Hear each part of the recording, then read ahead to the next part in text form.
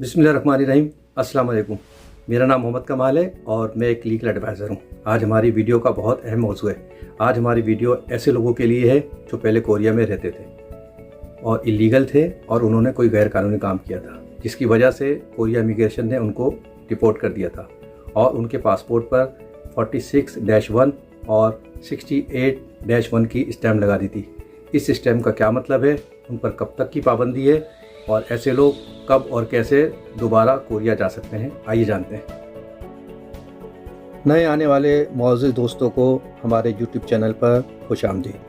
अगर आपने अभी तक हमारे चैनल को सब्सक्राइब नहीं किया तो बराए मेहरबानी पहले सब्सक्राइब कर लें और बेल आइकन यानी घंटी के बटन को प्रेस कर लें ताकि आने वाली हर नई वीडियो आपको बर वक्त मिलती रहे। जनूबी कोरिया यानी साउथ कोरिया मशरक़ी एशिया में वाक़ एक खुदमुख्तार और तरक्की याफ्ता मुल्क है, जिसे एशियन टाइगर के नाम से भी पुकारा जाता है।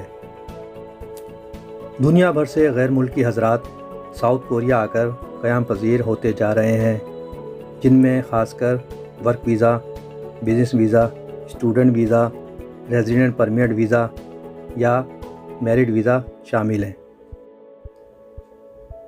और काफ़ी तादाद में गैर मुल्की हज़रात बड़ी कामयाबी के साथ कोरियन शहरियत भी हासिल कर चुके हैं और इनमें दिन ब दिन इजाफ़ा होता जा रहा है। वर्क वीज़े पर आने वाले गैर मुल्की हज़रात अपनी मियाद पूरी करने के बाद अक्सर लोग अपने वतन वापस नहीं जाते, या तो वो पॉलिटिकल स्टे ले लेते हैं या इलीगल हो जाते हैं।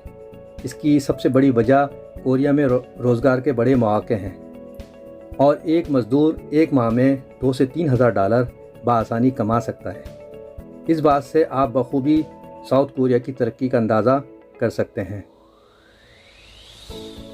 कोरिया इमिग्रेशन के 2020 के रिकॉर्ड के मुताबिक गैर कानूनी रहने वाले हज़रात या इलीगल फॉरेनर की तादाद अब 4 लाख तक पहुंच गई है, जिसकी वजह से कानूनी तौर पर मज़ीद सख्ती की जा रही है और पकड़ धकड़ करके लोगों को डिपोर्ट किया जा रहा है। और बहुत से गैर मुल्की हज़रात कानून की ख़िलाफ़ वर्जी या इलीगल एक्टिविटीज़ करते हुए सज़ा या इसके बाद डिपोर्ट भी किए जाते हैं। मतलब ये कि अगर आपने कोरिया में रहना है तो आपको कानूनी दायरे में ही रहना होगा। मैं पिछले 10 सालों से महकमा पुलिस और इमिग्रेशन ऑफिस में एज ए ट्रांसलेटर इंटरप्रेटर की खिदमत अंजाम दे रहा हूँ और मेरे सामने बहुत से केसेस आते हैं और मैं देखता हूँ जिनमें ख़ासकर कुछ का जिक्र करता चलूँ। जाली पासपोर्ट यानी डबल डेटा, यानी एक नाम से आप कोरिया आए रहे और डिपोर्ट हो गए, फिर आपने नाम चेंज किया, दोबारा कोरिया आए और फिर वो इमिग्रेशन के रिकॉर्ड में आ गए, तो ये भी एक संगीन जुर्म है। जाली शादी यानी फेक मैरिज, कोरिया के कानून में दूसरी शादी जुर्म है। अगर आप शादीशुदा हैं तो आप कोरिया में शादी नहीं कर सकते। शादी करने के लिए पहले आपको अपनी बीवी को डाइवोर्स करना होगा, फिर ही आप शादी कर सकते हैं। मगर अक्सर हमारे गैर मुल्की हज़रात अपने मुल्क में शादीशुदा होते हैं, लेकिन फिर भी वो जाली डॉक्यूमेंट्स के ज़रिए अपने आप को गैर शादीशुदा साबित करते हैं और कोरिया में शादी कर लेते हैं और वीज़ा हासिल कर लेते हैं। और अक्सर गैर मुल्की हज़रात यहाँ पे कोरियन को पैसे दे के उनसे शादी कर लेते हैं ताकि उनका वीज़ा चलता रहे। किसी भी वक्त भी वो इंक्वायरी में फंस सकते हैं और ये भी संगीन जुर्म है।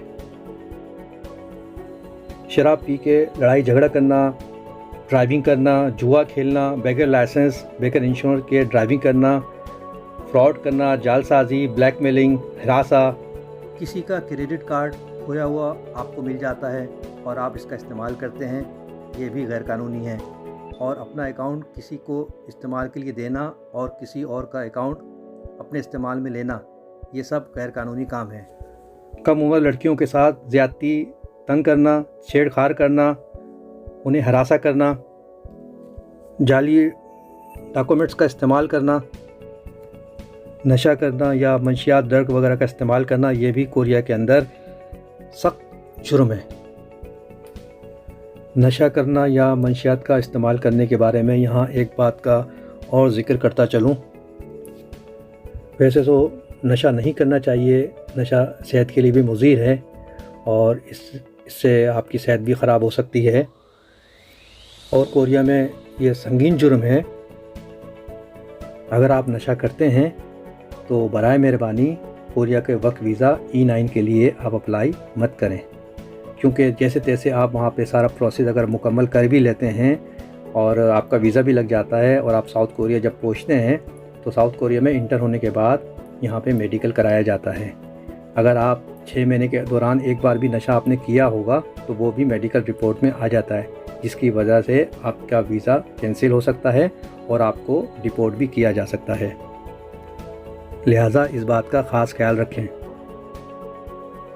अगर आप कोई गैर कानूनी काम करते हैं और आपका नाम क्रिमिनल रिकॉर्ड में आ जाता है तो कोरिया इमिग्रेशन हरकत में आ जाती है। इस सूरत में अगर आपके पास कोरिया का वीज़ा ही क्यों ना हो, वो कैंसिल करके आपको डिपोर्ट कर देते हैं। आपको कोरिया एयरपोर्ट से एग्ज़िट करते हुए कोरिया इमिग्रेशन आपके पासपोर्ट पर 46-1 या 67-1 या 68-1 की स्टैम्प लगा देती है। इसका मतलब ये है कि आप पर कुछ अरसे के लिए कोरिया में एंट्री बैन कर दी गई है। ये डिपेंड करता है आपके जुर्म पर। जितना संगीन आपने कोरिया में जुर्म किया होगा उतने ही मुश्किल होगा दोबारा कोरिया आपको आने पर।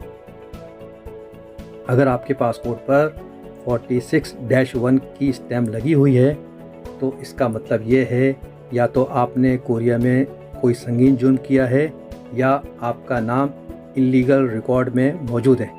ऐसे शख्स को कोरिया इमिग्रेशन अपनी कस्टडी में रख के रिपोर्ट करती है और आप पर 5 से 10 साल तक कोरिया में एंट्री बैन होती है। इस दौरान अगर आप किसी कोरियन से शादी कर लेते हैं या कोरिया में इन्वेस्टमेंट करना चाहते हैं तो आपका प्रोसेस किया जा सकता है और आपको कोरिया लाने की कोशिश की जा सकती है, लेकिन कुछ वक्त लग सकता है। ऐसे हज़रात हमसे रब्ता कर सकते हैं। और अगर आपको कोरिया इमिग्रेशन एग्ज़िट करते हुए आपके पासपोर्ट पर 68-1 की स्टैम्प लगा देती है तो इसका मतलब ये है कि आपने जो कोरिया में वायलेशन की थी उसके अगेंस्ट कोरिया इमिग्रेशन ने आपको डिपार्चर ऑर्डर दिया था। उस डिपार्चर ऑर्डर में कुछ वक्त का टाइम होता है, मिनिमम 1 महीने का, जिसमें ये होता है कि अगर आप चाहें तो कोर्ट में अपील कर सकते हैं, अपनी सुनाई कर सकते हैं। अगर कोर्ट में आप जीत जाते हैं तो आपका वीज़ा बहाल हो जाता है और हार जाते हैं तो फिर आपको एग्ज़िट होना पड़ता है। अब मुझे नहीं पता कि आपने केस किया था या नहीं किया था और आप इस तरह आउट हो गए हैं और एग्ज़िट हो गए हैं और आपके पासपोर्ट पर 68-1 की स्टैम्प लग गई है। इस तरह आपके ऊपर 1 साल से लेकर 3 साल तक कोरिया में एंट्री बैन है। इस दौरान आप भी अगर किसी कोरियन से शादी कर लेते हैं या कोरिया में इन्वेस्ट करने की कंडीशन में होते हैं तो आप भी हमसे रब्ता कर सकते हैं। हम इंशाल्लाह कोशिश करेंगे आपको दोबारा इंटर कराने के लिए और आपका प्रोसेस भी करेंगे।